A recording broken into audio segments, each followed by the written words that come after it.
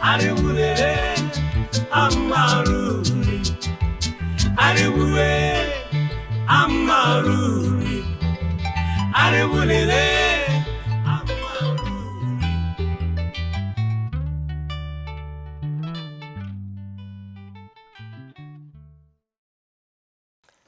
Dumelang, Dumilani.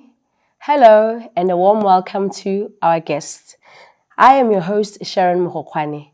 This is the Amaruri TV show, where we talk about hard issues and seek the truth concerning them.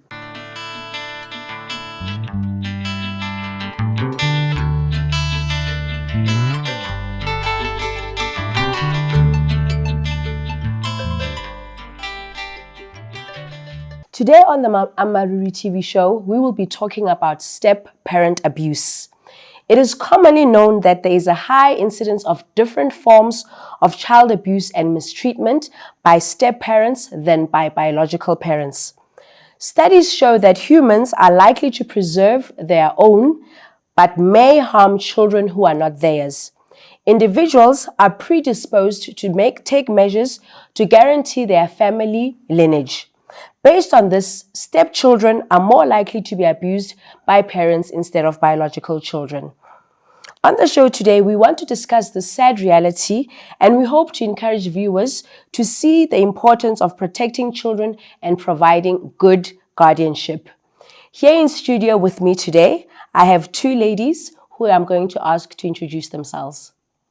Hello viewers at home, my name is Tamushi Busolo. I'm a widow and I have 2 children. Thank you, Tamushi. Hello viewers at home, my name is Lamkhan Shisiyana. I am single. I come from Roka village from a family of 4. Thank you. Thank you so much, Lemkhang and Tamushi, for coming to the show and sharing your lives with us. We also have our resident pastor and counselor. You are welcome, Pastor Muluki. Thank you. Tamushi, may you please describe your childhood to us? Growing up, I never knew that my mother had passed away. I grew up with my grandmother. So the way I grew up was like, it wasn't that pleasant. I suffered a lot at the hands of my stepmother. For example, when I go to school, she would hide the lotion and I would go to school just like that. Sometimes I come back from school, I'll find she'd poured like rubbish from the bin on top of the bed. She will cover it nicely so that when I want to sleep, I'll find rubbish there. Now, sometimes again in June, when it's cold, she would pour water on my bed. And that was just too bad. It was too much for me. Lemu, can you tell us a bit about your childhood? Thank you. I had a beautiful childhood. I was raised for the most part of my life by a single parent. My mother is such a loving person, but everything changed when my stepfather came into my life. That is when I was 12 years old. I was doing that 6. And then that's when I started to feel uncomfortable at home and rather be elsewhere than go home. Okay. Muruti, just hearing about their childhood and the family setup, how did that prepare them for life? Yeah, for example, with Tamu, it's very unthinkable that any parent or any human being for that matter Could do such a thing. I mean, imagine putting rubbish on a child's bed and then covering it nicely, or pouring water on the bed during winter. It's just unthinkable. Did you say that was your grandmother? My stepmother. Your stepmother. Oh yes, your stepmother. That is just it's horrible, and it just, you see, children need security. They need a sense of identity. They need belonging. A sense of belonging. And so when a child at home is treated like that, all of those things, they go away, and it's going to be a very difficult thing, very, very difficult thing for them to recover from that. So I can't wait to hear what else happened after that. With Lemu, good mother, so she was safe until a stepfather came in, and you can hear already that there are some problems there. Yes. Lemu, can you tell us about maybe your painful experiences when your stepfather came into your life? The first thing he did, he was very traditional and rigid. So he didn't allow us to wear certain kind of clothes. My mother would normally buy me very short dresses, and then my stepfather would either cut them into half and extend the skirt. Such things would happen, and each time I would be very hurt. But the one thing that stood out of all of them was when he asked me to go wash the car outside in one cold morning of June 1998. I remember it very well, like it was yesterday. It was freezing cold, and then he woke me up, I think around 4 a.m. I don't know what time exactly it was, and then he locked me outside and gave me the bucket and the mutton cloth and the sunlight liquid to wash his car. So I was stuck outside alone, not to mention that it was dark. I was afraid, and the water was so cold, and I couldn't even wash the car. So I sat by the septic tank until around 6 a.m. when my mother came to look for me, to bath me, to get ready to go to school. So you did wash the car? I couldn't, because when I tried to open the tap, the water was frozen, so I couldn't even wash the car. Did your mom ask you what you're doing outside at that time of the day? She was shocked because when she went to my bedroom to wake me up, I wasn't in the bedroom. And then she panicked. She looked for me all around the house, and then I was nowhere to be found. Now, my stepfather knew very well where I was, but he didn't say anything. And then she went outside out of panic. And then she saw me seated outside, and then she asked me, what are you doing here? What happened? And then I tried to explain, but she didn't comment much. She just took me, and then she bathed me in hot water, and then she wrapped me in warm clothes. Okay. Damuchi, can you elaborate more on other experiences that you had with your stepmom? The other experience was when she chased me away from home around 1. How old were you? I was doing Form 4. Okay. Yes. She just came in, she woke me up, she told me to pack all my things and leave. So I had to pick up all my things, and I decided I was going to go to Lusaka. That's where my grandmother was staying. Where were you staying by then with your mom and your stepmom and your dad? We were staying in Extension 12. Or in Gaborone? Okay. So as I left, I walked from Extension 12 towards the Grand Palm Hotel, not knowing where I was going, but I just told myself I was going to walk to Lusaka. Before I reached Grand Palm, there's a man, I think he was coming from Grand Palm, from the night shift. He stopped his combi, he asked me where I was going. So I had to explain everything to him. So he picked me up, he told me he was going to he took me to his house. So when we reached his house, I was shocked because the man was my friend's father. We were in the same class in Form 4. Oh, okay. Yeah, so I spent a night there. The following morning, he decided to take me to Childline. So Childline, they called my father. My father came and he picked me up. Then he took me back home. And when I reached home, it was bad because she didn't like what I did. Yeah. After that, it's like, well, the children had to come home with the police, and she didn't open the doors. She didn't open the gate for them. We're going to continue talking about step-parent abuse after the break.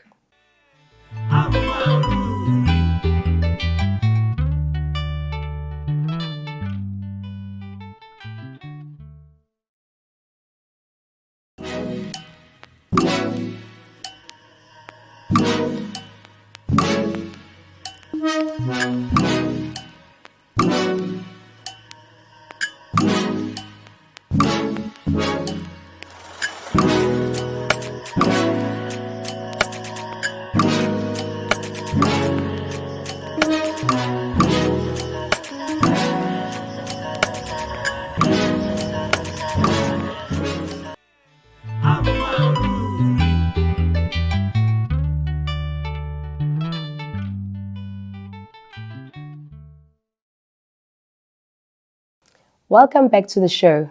Before the break, my guests were talking about their childhood, and they explained to us how they started to experience step-parent abuse. What did your biological parents do when they realized that their partner was abusive towards you? Did you ever see them defending you or trying to protect you in any way? My mother was very protective of me. I remember that when that incident happened, that evening when I came back from school, it's not that she was talking to me per se. I think I was just eavesdropping on that conversation with my stepfather. I remember her telling him that I told you that I have children If you don't want my children, it's best you go, because I'm never going to be forced to choose between you and my kids. Yes. Okay, so you felt your mom did defend you. I felt that she did defend me, but of course, I don't know what else I would have wanted her to do, but that for me was satisfactory because she was addressing the main source of my frustration in the home. Yes. And you, Tamushi, what did your father do when you told him about your stepmoms? My father couldn't believe. He used to think that I'm the one who didn't love my stepmother. The neighbors also knew what was going on, but they used to think that maybe he was given something to make him not see what my stepmother used to do to me. Oh, so they thought it was a Korobela kind of Yes, thing. yes. Because if I reported to him, he would do nothing completely. Though he loved me, but he would do nothing about it. Did you try to tell other relatives? The only relatives that I had was my grandmother before she died and my uncle. And they were so far away. Yeah. There was nothing they could do about it. Yes. So you were like on your own. I was on my own.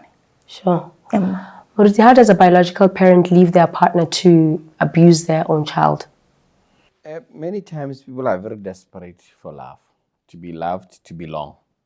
And so you find that most of the time, your partner may do certain things that you do not like maybe abusing your child, or any other thing that even abusing you. But because you are afraid of being alone, you have been maybe rejected, you sacrifice so much to keep the relationship going, because obviously when somebody has a relationship, there is something that they are benefiting out of it. And so in a situation, Lemo's situation, it seems the mother was very clear. She had made it very clear to the stepfather that she has children, and if he loves her, he will have to accommodate the children. Somebody would think, but what he did was very cruel. Why didn't she just get rid of him straight away? It's more complicated than that. A sense of belonging, I didn't hear clearly where her biological father was. So there may be something there that says, you know what, I don't want to raise children alone. I need somebody, a man, to be able to help me. And so sometimes people weigh it out and they see what they can sacrifice.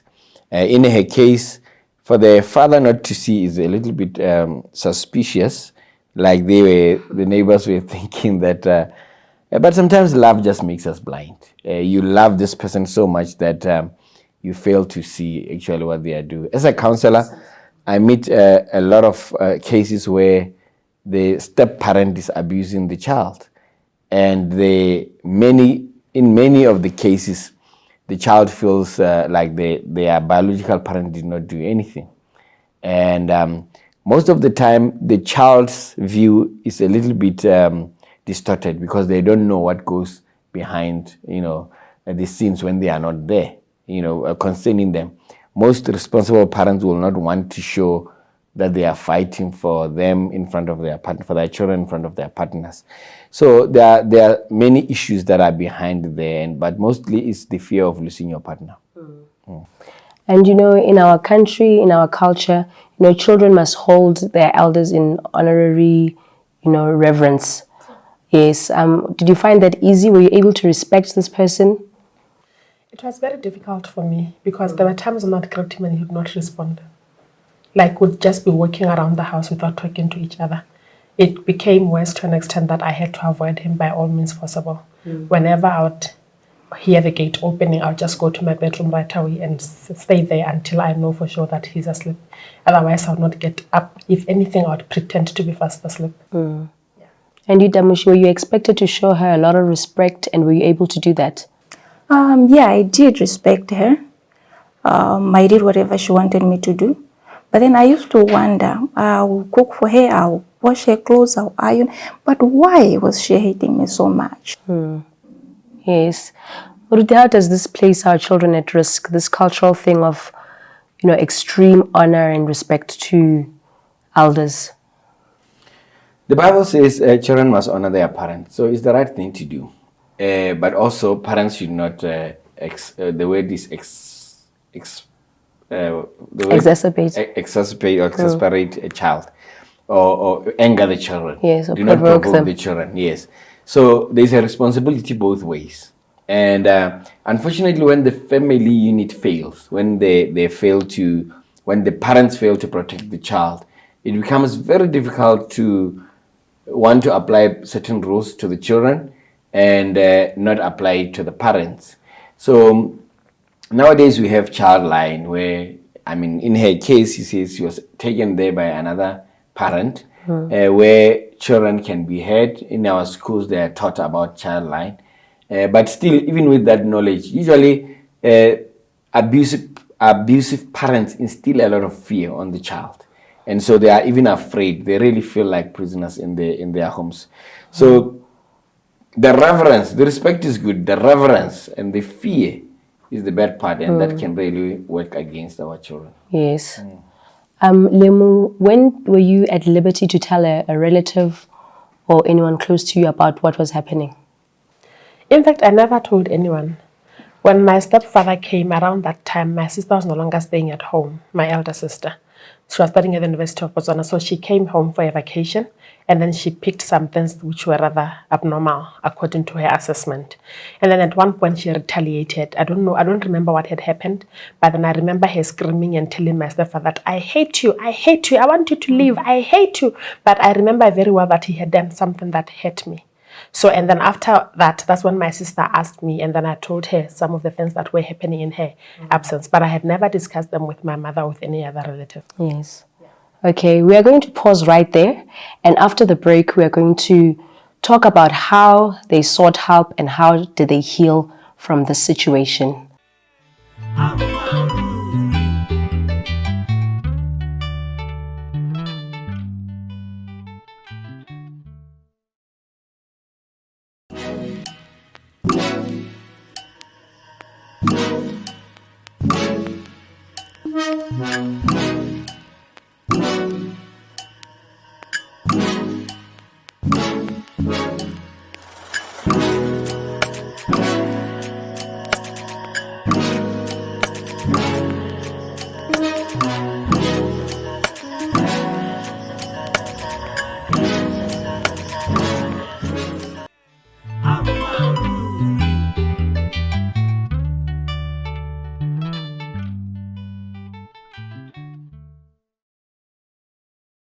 Welcome back to the Amaruri TV show. We are talking about step-parent abuse.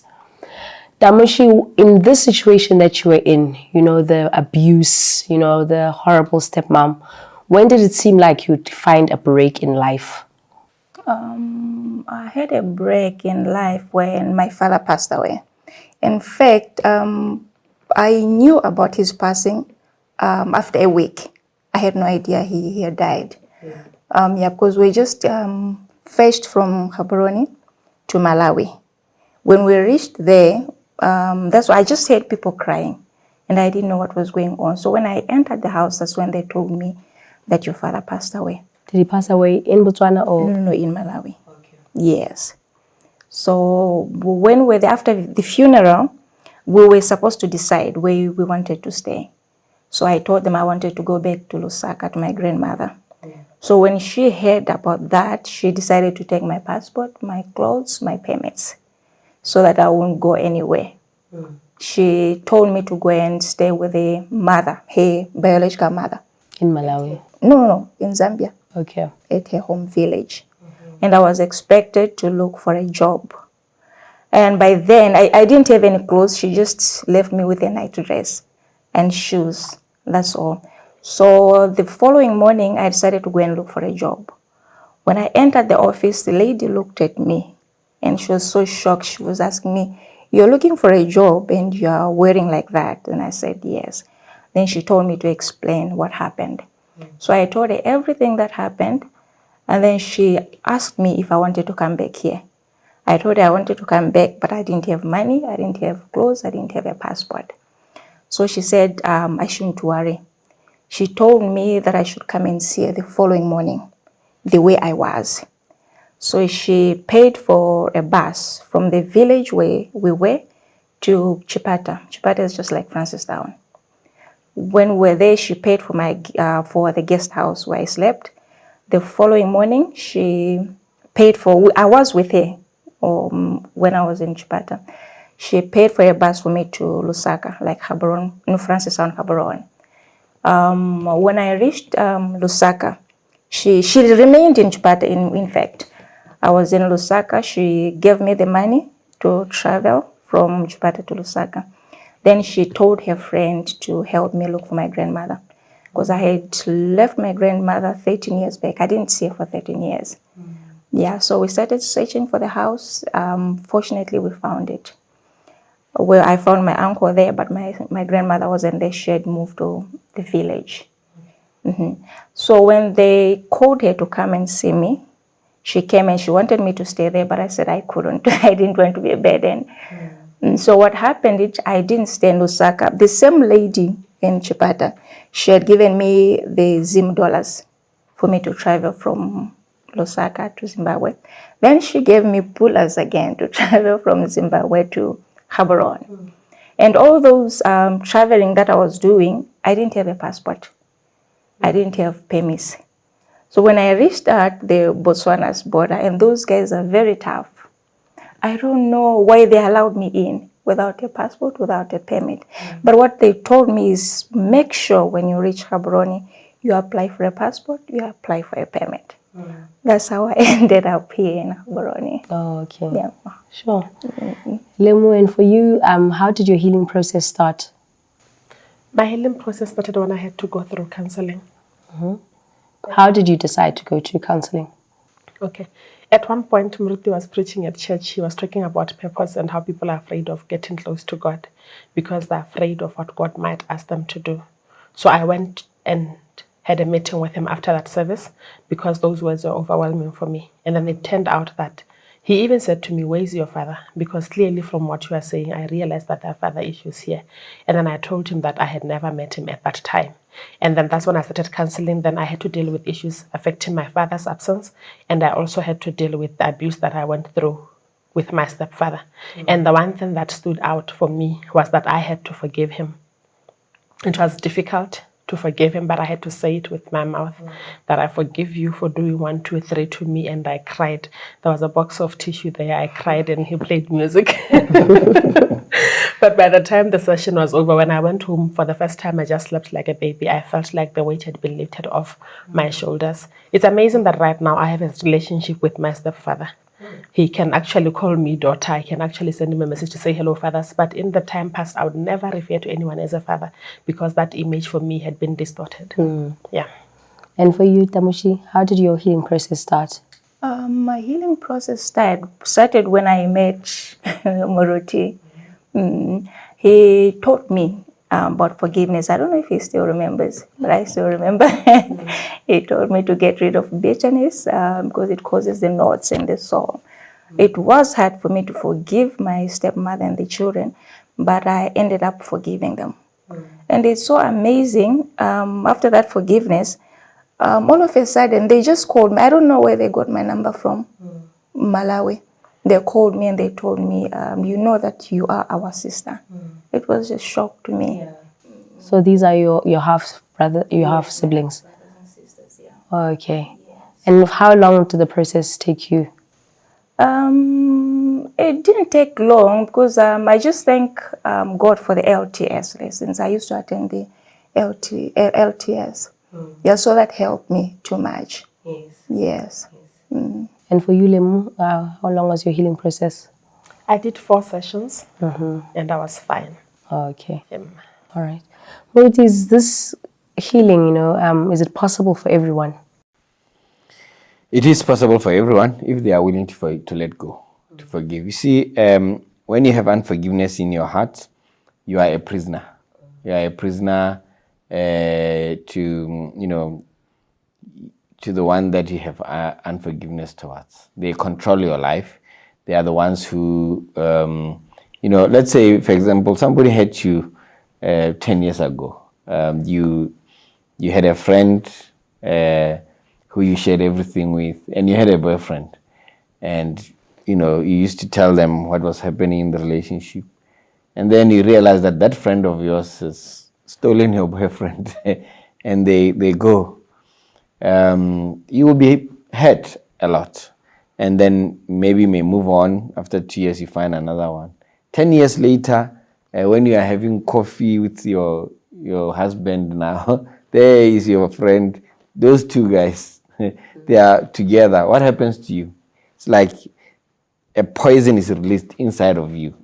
And suddenly, the feelings that you had then come back, and you change your mood, and you tell your family, let's go home. They're wondering what is going on. It's because the person that you have unforgiveness towards still controls your life one way or the other. You are a prisoner. Somebody said unforgiveness is like drinking poison Expecting and someone then else to expecting die. your enemy to die. And that is how it is. So that's why it's very, very important for each and every one of us who have issues. We live in a broken world to really forgive. Don't go away. We are going to be right back, where we hear from our viewers about how they can encourage other people and how, freed they were when they decided to forgive. We'll be back right after the break.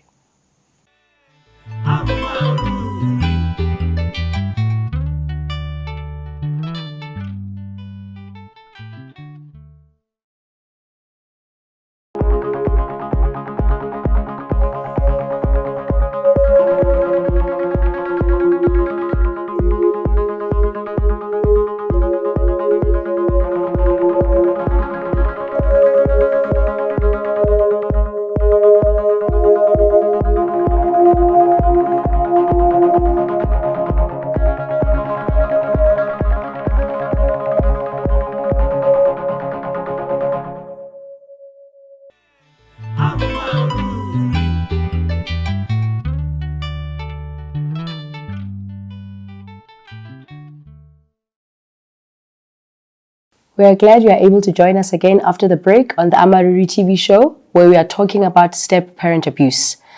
Our guests were telling us about their healing process and what took place as they went through the process of healing.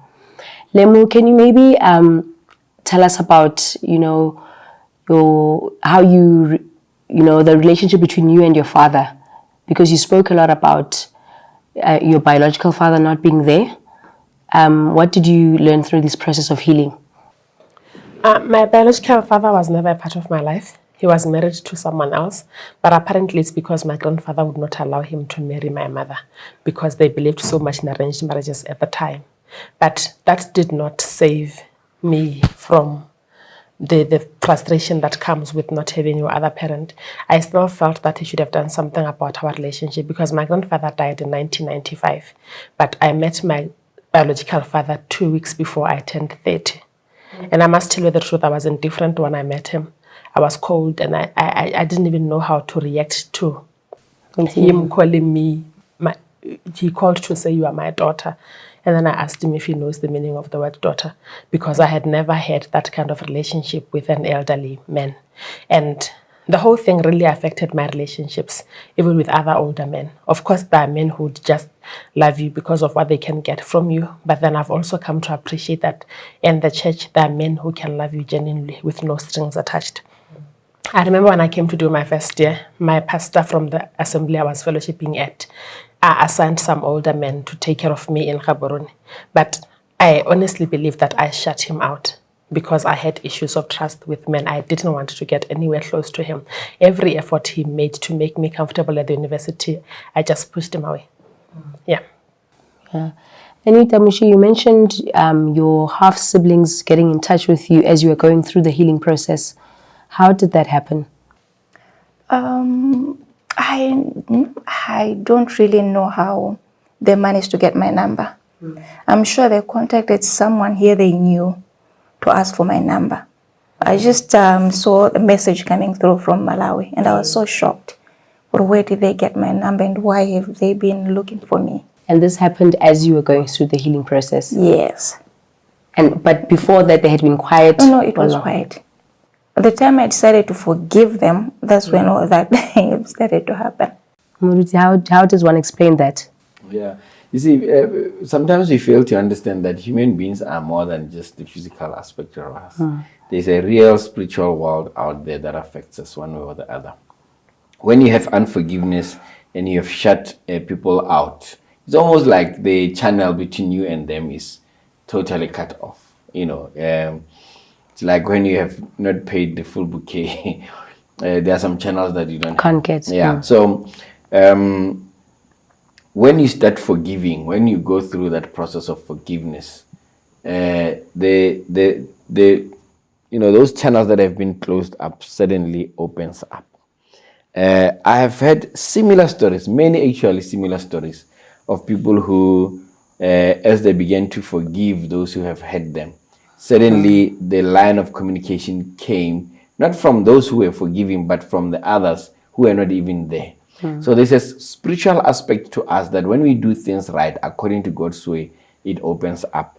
One of the most interesting cases that I've dealt with was a lady who was abused, almost killed by a boyfriend.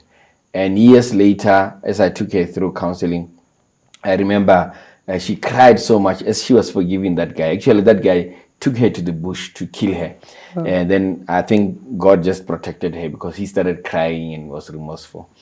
But this lady had gone with this pain for the longest time. She was a Christian, she was trying to live for God, but the pain of the abuse was just too much. And on the day that she chose to forgive her, and she cried and cried, as we finished our session, it was in the afternoon, and she went into her car. As she was driving up the road, that guy from Norway, more than 5 years, called her at that particular moment. And she also didn't know where he got her phone number from, and just said, you know what, this is me. And he started apologizing. Said, I don't know, you're a very good lady. I don't know what got into me. I don't know why I did what I did. So there is a spiritual side to all of the things. The decisions that we make on earth affect certain things in the spirit, and things can suddenly open up. Yes. For you, Lemo, you said that you have a relationship now with your stepfather. How did you get in contact after you left for university? In fact, after I left for university a few years later, he and my mom went separate ways. So he moved back to Zimbabwe, and then he sent me a friend request on Facebook. I ignored it for the longest time. And after I confirmed the friendship, a few months later, when I decided to forgive him, then he sent me a message to say, hello, daughter, how are you? And then I wasn't angry. I just responded well. So right now we do have a good relationship. I actually pray for him. I pray for his salvation. It's amazing. Yeah. Okay. And you, Tamushi, how do you feel? Have you ever spoken to your stepmom? I haven't, but I'm always communicating with the children. It's like she's shy. She's feeling shy. I don't know what she's thinking of. Yes. But no matter we communicate, they call, I call them also. Oh, okay. You've just never gotten a chance to actually communicate with her. No. Have any of you received an apology from your step-parents? No, not for me. He hasn't said anything. Do you think he's aware, that he was hurting you when you were a child? Why would he not be aware? I don't know. Maybe it's because he was very traditional. Yeah. I could So give you him may be that. too but proud to apologize to your child? Most probably. Yes. Yeah. And do you think if she would get the chance, she would offer you an apology? I don't think so. Would she? She's proud. Because what I'm hearing from what people are saying is like she wants to come here, but she doesn't know how to start. Yeah. Okay.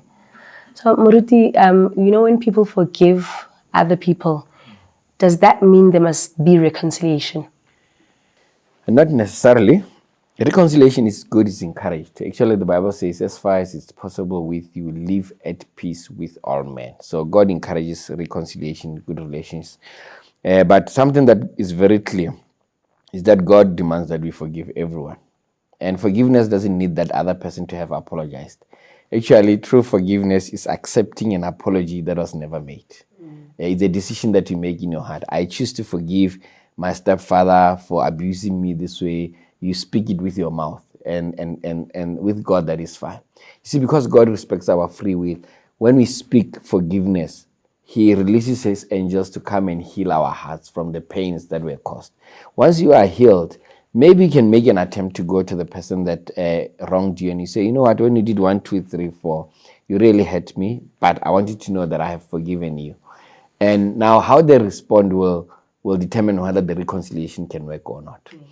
So it's very important that you understand that reconciliation and forgiveness are two separate things, and people sometimes mix them and they fail to forgive. When you forgive in your heart, then you get healed, and then reconciliation becomes a possibility. Yes. Wow, we are learning a lot about forgiveness, and I'm sure our viewers at home as well are learning a lot about the process of forgiveness and separating it with reconciliation. We will be back right after the break.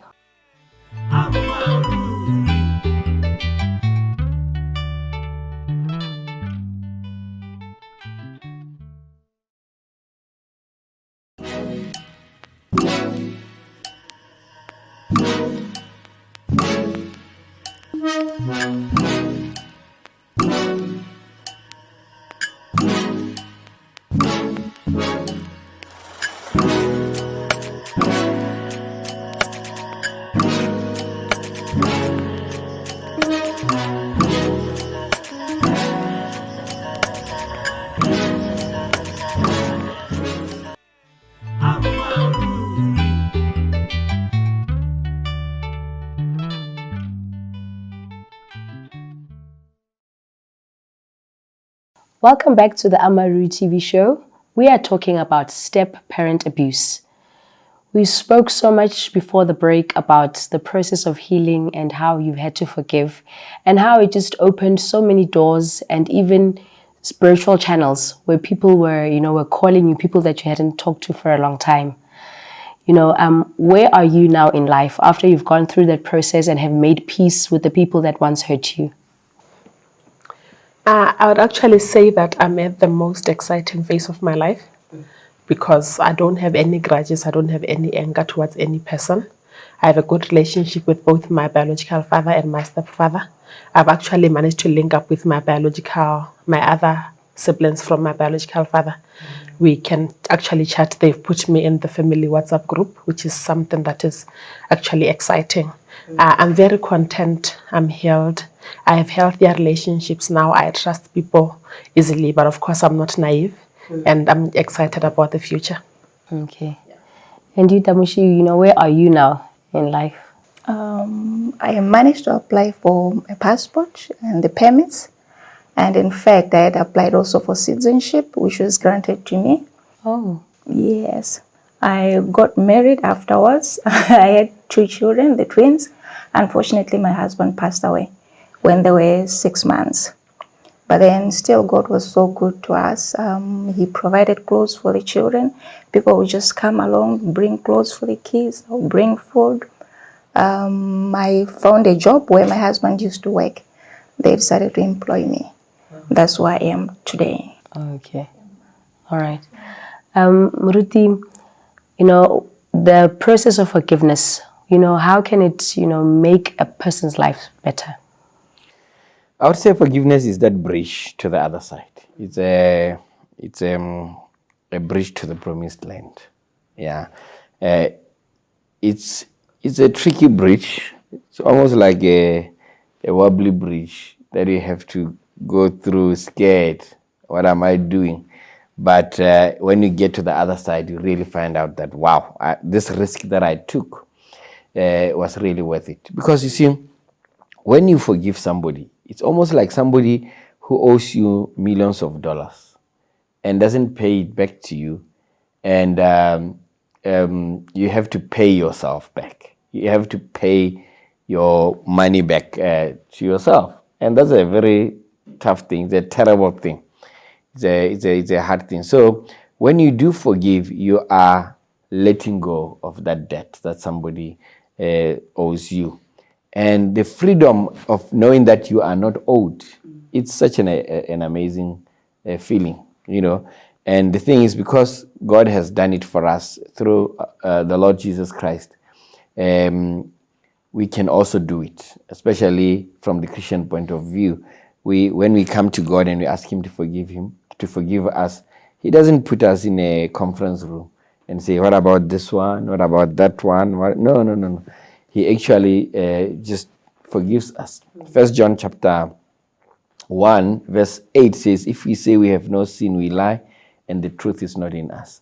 Then verse 9 says, but if we confess our sins, he is faithful and just to forgive us all of unrighteousness. So forgiveness is very key, very important in setting us free, in us living a new life. Plus, if you read in Matthew chapter 18, it talks about the parable of the unforgiving servant. And it talks about how a servant owed his master a lot of money. And the master demanded that that money be paid back. And the servant couldn't. He didn't have the money. He begged him. He was supposed to be thrown in jail, but ultimately the master forgave him. And then he was also owed by another servant. Not as much as he owed the other, the master. And he demanded that he be paid back until that servant was thrown in jail. And then the master heard what the other servant had done. And so he called him and said, how can you do this? And of course, he had no answer. And then he was taken, the Bible says, and thrown in jail where he would be tortured day and night until he could pay back all the money. So when we have unforgiveness, we are tortured by things like sleepless nights, headaches, sicknesses, high blood pressure. Some sicknesses actually are caused by the bitterness in us. It's a poison that just goes through all of your system, because as a human being, it's not just the body. You are a spirit, you have a soul, and you live in a body. And so these things affect each other. So forgiveness is that bridge to the other side. And without it, really, we will struggle in many things in our lives. Yes. Lebu, how would you encourage, viewers who have gone through what you went through as a child? I would encourage them to go through the same process I went through.